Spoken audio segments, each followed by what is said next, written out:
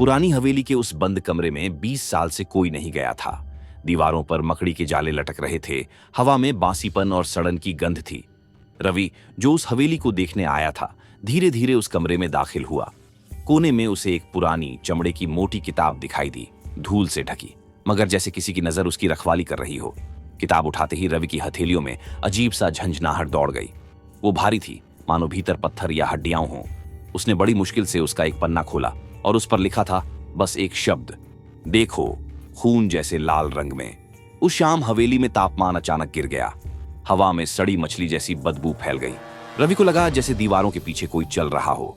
रात को जब वो बिस्तर पर था, उसने महसूस किया किसी ने धीरे से उसके कान के पास कहा, देखो, मुझे देखो। आवाज ठंडी थी, जैसे जमीन के नीचे से आ रही हो। रवि ने डरकर किताब खिड़की से बाहर फेंक दी, लेकिन कुछ ही पलों बाद थाक, वही किताब वापस उसके बिस्तर के पास गिरी थी। अब उसका पन्ना अपने आप पलट गया था। नए पन्ने पर कोयले से बनी एक तस्वीर थी, एक लंबे पतले काले हाथ की, जो किसी गहरी खाई से बाहर निकल रहा था। रवि ने कांपते हुए किताब को बंद किया, उसे एक पुराने लोहे के संदूक में डालकर ऊपर से 3 भारी ताले जड़ दिए। लेकिन नींद फिर भी नहीं आई। सारी रात उसे वही आवाज सताती रही, तुम मुझे रोक नहीं सकते, देखो। फिर तीनों ताले एक साथ टूट गए। संदूक का ढक्कन खुद ब खुद खुला, किताब हवा में उठी और रवि के सामने जा गिरी। इस बार किताब का पन्ना गहराई में बदल चुका था, एक खाई जो हकीकत जैसी लग रही थी।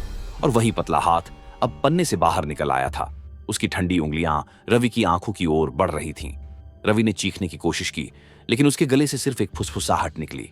अगली सुबह कमरा खाली था, सिर्फ वही किताब फर्श पर पड़ी थी। खुले पन्ने पर खून के ताजा धब्बे थे और एक नया शब्द उभरा था, AGLA।